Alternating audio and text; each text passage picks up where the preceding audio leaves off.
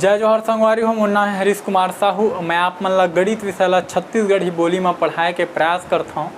तो संगवारी हो, हमन पढ़त हन कक्षा 7वीं के अध्याय 8 जेकर नाम है सर्वांग समता। अंग्रेजी में आप मन ओला बोल सकत हो कांग्रुएंस। तो ये अध्याय के अंतर्गत हमन सर्वांग समता के परिभाषा और विभिन्न आकृति में सर्वांग समता कैसे लागू होते, साथ ही सर्वांग समता के जांच के जो नियम है ओकर बारे में पढ़ें, साथ ही प्रश्नावली क्रमांक 8.1 ला हल करें और जो 4 प्रकार के नियम हैं बोला भी आप मन ला मैं बताया हूँ कि त्रिभुज में कैसे हमन जांच करथन सर्वांग सम हवय कि नहीं। तो अब हमन पहुँच चुके हैं प्रश्नावली क्रमांक 8.2 में। तो एकर हमन प्रश्न क्रमांक 2 में पहुँचे हैं। तो प्रश्न क्रमांक 2 ला हमन हल करबो। तो प्रश्न क्रमांक 2 का बोलते, दिए गए आकृतियों में दोनों त्रिभुजों के सर्वांग समता की जांच कीजिए, सर्वांग समता नियम का उल्लेख भी कीजिए। ठीक है, ये आपके सामने 4 ठो आकृति दे है त्रिभुज के रूप में। सब में डबल डबल त्रिभुज है, 1 2 एमा है, 1 2 एमा है, 1 2 एमा है, 1 2 एमा है। ठीक है, अब एमा हमन ला बताना है कि त्रिभुज में सर्वांग सम हवय कि नहीं है। ठीक है, तो आकृति पहला ले शुरू करथन। तो जैसे कि आप मन ला मैं 4 ठो नियम पढ़ाए हूँ, वो नियम में आप मन ला याद हुई तो बहुत अच्छा बात है, समझे में बहुत आसानी होही। यदि नहीं होही तो वीडियो ला जाके देख लूँ। ठीक है, तो देखा ये त्रिभुज में आप मन ला का समझ आवत है। ये वाला त्रिभुज में एक कोण 90 अंश के, ये वाला त्रिभुज में भी एक कोण 90 अंश के। ठीक है, तो दोनों त्रिभुज में का हवय, समकोण हवय, वो का हवय, बराबर हवय। ठीक, तो ये मेरे का लिख देता हूँ मैं, हाँ, समकोण बराबर है। ठीक है, ये मेरे और लिख देता हूँ, समकोण बराबर समकोण। ठीक है, यहुम समकोण है, यहुम समकोण है। साथ ही ये में देखो, ये वाला जो भुजा दिखा है ये का हरे, त्रिभुज के सबसे बड़े भुजा कर्ण भुजा हरे। और ये जो चिन्ह से दर्शा है वो दर्शाते बराबर ला। ठीक है, तो कर्ण भुजा बराबर कर्ण भुजा। ठीक है, दोनों कर्ण भुजा बराबर है। साथ ही देखो कि ये जो बीच में एक ठो भुजा है वो है इहु त्रिभुज बर हरे और इहु त्रिभुज बर हरे, तो वो का हो गए उभयनिष्ठ भुजा। ठीक है, भुजा बराबर भुजा। ठीक है, का बर की वो उभयनिष्ठ हवय। ठीक, तो देखो ये त्रिभुज में समकोण हवय, दोनों में बराबर हो गए, दोनों कर्ण भुजा बराबर हो गए, साथ ही एक एक भुजा भी बराबर हो गए।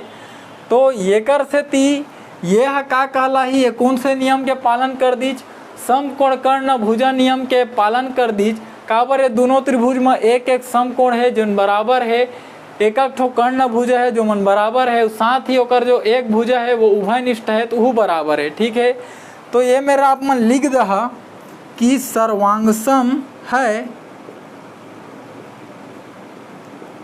ठीक है, और कौन से नियम से सर्वांग सम है, तो ये मेरा आप मन लिख दहा समकोण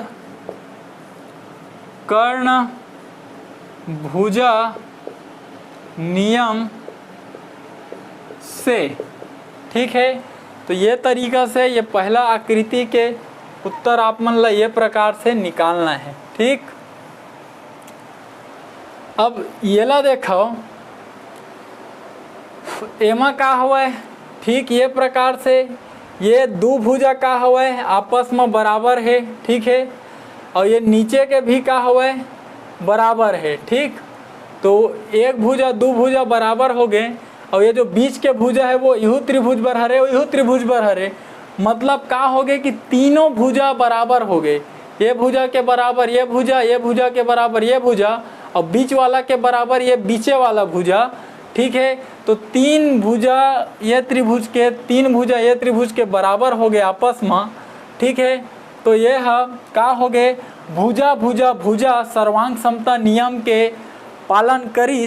ठीक है, तो एकर से ती ये एकर बार आप मन लिख दहा कि सर्वांग सम है। ठीक है, और कैसे सर्वांग सम है, तो ये मेरे बता दहा भुजा भुजा भुजा सर्वांग समता नियम से। ठीक है, अब ये तीसरा ला देखो, तीसरा का बोला थे, इहू में 1 कोण 90 अंश के है, इहू में 1 कोण 90 अंश के है, ठीक है।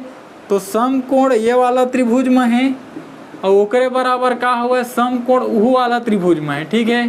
साथ ही ये दोनों भुजा ला बता है कि आपस में बराबर है, दोनों कर्ण भुजा है, आप मन देख सकत हो। तो एक कर्ण भुजा भी आपस में बराबर है और ये वाला जो एक लकीर कर करके दिखा है यहू लो बतात कि आपस में बराबर है। तो एक एक भुजा भी का हो गए आपस में बराबर हो गए, ठीक है। तो ये त्रिभुज कौन से नियम के पालन करीच, समकोण कर्ण भुजा नियम के, ठीक है। तो ये प्रकार से ये वाला त्रिभुज भी सर्वांगसम हमें सर्वांगसम है, ठीक है। और कैसे सर्वांगसम है, तो समकोण कर्ण भुजा नियम से, ठीक है। अब ये ला देखो, ये में 1 कोण 90 अंश के है, इहू में 1 कोण 90 अंश के है। तो ये में लिख दो समकोण बराबर है समकोण के, ठीक है। अब एक ले आगे देखो, ये भुजा बहुत बड़े है, ये भुजा बहुत छोटे है, ये भुजा बहुत बड़े है, ये भुजा बहुत छोटे है, ये भुजा बड़े है तो वो भुजा छोटे है। तो केवल एक ठा कोण बस बराबर है ये त्रिभुज के, एकर सेती ये ला लिख दो कि सर्वांगसम नहीं है, ठीक है। कोई भी नियम के पालन नहीं करी, सर्वांगसम नहीं है, ठीक है। तो संगवारी हो, ये छोटे से प्रश्न आपके सामने दे रही से प्रश्न क्रमांक 2 के रूप में कुछ आकृति दे रही से और ओमा पूछे रही से कि ये सर्वांगसम हवे कि नहीं, ये ला बताओ। और सर्वांगसम हवे तो कौन से नियम से ये ला बताओ। तो ये 3 त्रिभुज सर्वांगसम निकली। साथ ही एम आप मन ला नियम ला बताएं कि कैसे कैसे ये सर्वांगसम होई। तो यदि आप मन जो सर्वांगसमता के जांच करे के 4 प्रकार के नियम बताए हों, यदि आप मन ला पढ़े हो तो ऐसे प्रश्न ला समझे में आप मन ला कहीं भी कठिनाई नहीं हुआ है। तो जो समझाए के प्रयास करे हो, यदि समझ में आए तो एक वीडियो लाइक कर दूँ, चैनल ला सब्सक्राइब कर लूँ, ताकि आपके ज़रूरत के वीडियो आप ला ये चैनल में मिलत रहे। और कोशिश करूँ ये वीडियो ला हमारे छत्तीसगढ़ के कोई गरीब और ज़रूरतमंद लड़का तक आप मन पहुँचा पाओ, ताकि वो गरीब लड़का जो प्राइवेट स्कूल में नहीं पढ़ सके, जो कोई ट्यूशन नहीं जा सके, वो ये वीडियो ला निःशुल्क रूप से देख पाए, शिक्षा ला ग्रहण कर पाए। तो ठीक है संगवारी हो, मिलबो अगले प्रश्न में। तब तक के लिए राम राम, जय जोहार, जय छत्तीसगढ़।